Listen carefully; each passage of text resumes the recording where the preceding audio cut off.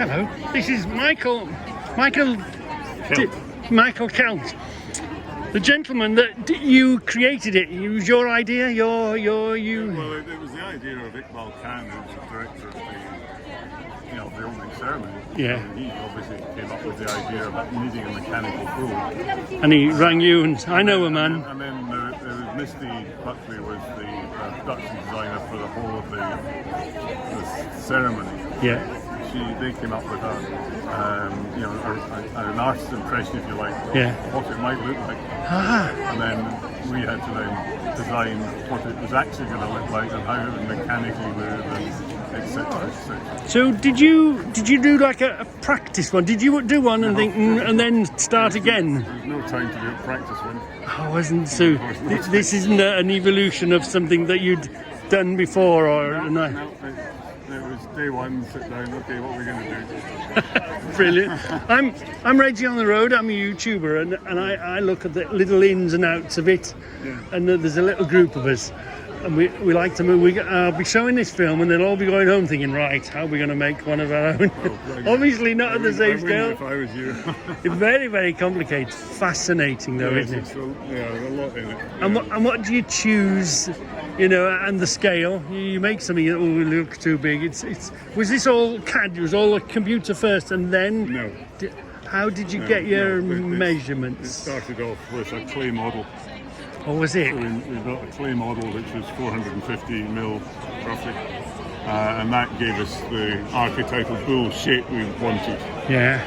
And then the next stage was actually pencil and paper. Oh, was it? Yeah. And did you find the machine and scale it up, or did you know what you want and then go shopping for the machine, for the forklift? Well, no, we actually started off with the hope that JCB would be providing the machine. And they were very keen, but when we gave them the drawings of the final bull, their engineers said that they didn't have a machine big enough to cope with it. So that was a bit of a blow, and we had to scurry around, and we had to buy that second hand. Ex-military, what isn't it? Is it? Well, funnily enough, it is. Yeah. But they also make them for. Obviously, yeah. But it's 17.5 tons, and it can lift 12. So well within it. And the bull is only 2.5 tons, so it's well within its capabilities. But we were also interested in the wind, because if it was windy, you didn't want it blowing over. It had to be stable. Of course, Which is one reason why it's designed so that wind can pass through it. Because I thought at first this was a counterbalance, an extra counterbalance to hold the front. It's a generator. It's a generator. It's all electric. Has to carry its own, make its own electricity. Well, it had to for the ceremony. It wouldn't do now. You could just plug it in now.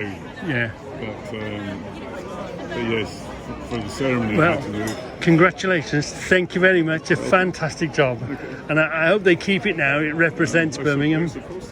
Yeah, hopefully. Thank you very much. Well done. Thank you. Bill too much, but no, fantastic. So, first of all, what weight is it? So everything in its entirety, including the vehicle, is 25 tons. Yeah. Or 25 ton? 25 tons, yes. Yeah, that's and is this a counterbalance, or is that an auxiliary energy? That is actually a three-phase generator. Yeah, we saw the exhaust pipe on the back there. Yeah, so that powers the motors in each of the joints. Oh, in each of the joints. Yes. Now, these cogs I saw was driven with like a small motor. Yeah, that's for display, for show. There's just all the statics. Yeah. A bit of character in life. And I was thinking about the second ram, so I can see the main ram, because this would be a forklift in the front. This is a telehandler. Yeah. Yeah, so essentially containers. Forklifts, that sort of thing. So what's the little ram do? That was actually an original part that the military that had us before it, they put it in there to reinforce it. So this vehicle has been heavily modified to do what it does. So it's an ex-military. Well, the military had used it, and they reinforced it, looked after it, which is perfect for our needs. So we needed a vehicle in a very short period of time. No time to order a brand new one. Of course, not no. So this was our best option. It was nice and strong, it had been reinforced, been well looked after, and had a lot of additional features that were perfect for our needs. Of course. And I can see the platform. how does, when it lifts its front legs, Yes. does the platform stay straight, or does the It platform? does, yeah. So it's triangulated with this brace at the back, Yeah. which keeps the geometry correct. So as we go up in the air, Yeah. it remains where it needs The to be. weight is carried, yeah, it's moved to the back. Right, yes. So, oh yeah. And the only sort of criticism I had Yeah, sure. was when it was walking the bit that I saw on other YouTube, it was walking two at a time. It wasn't corner to corner. Does it walk corner So to corner? that walking gait we observed from a real bull. So we spent a lot of time looking at walk cycles. Yeah.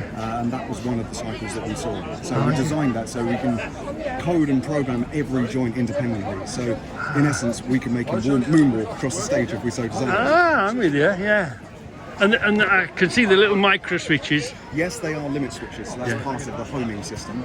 So that's how when we first boot him up, you'll see in a moment when we run it. Yeah. It will learn its extremes, and then it references those points, comes back, talks to the computer, and then it runs its cycle. Oh, it's a bit like a forklift driver. He puts the thing to as his test as he gets in. He tests it and brings it back down again. It's more of a programming side of things rather than mechanical.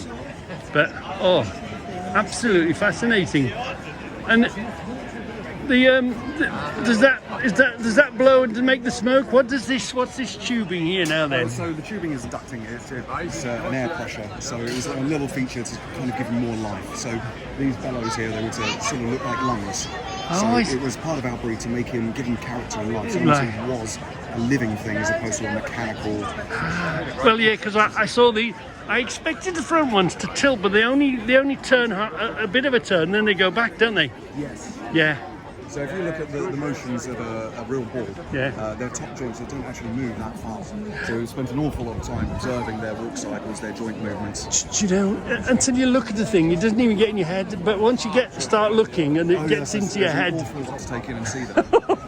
and I saw the line of the hip, the shoulder joints here are lower than the hip joints. But when you look at a real cow, that's what it's really like. Almost, yes. So a real bull would have shoulder blades. So it'd have another joint that would be on the spine, so on the centre of the back. Now, obviously, that's not quite possible without time limitation. So we had to do the same, we had to do the same. Get the same movement.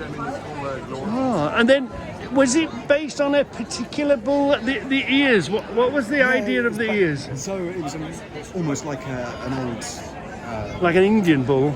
Well, yes.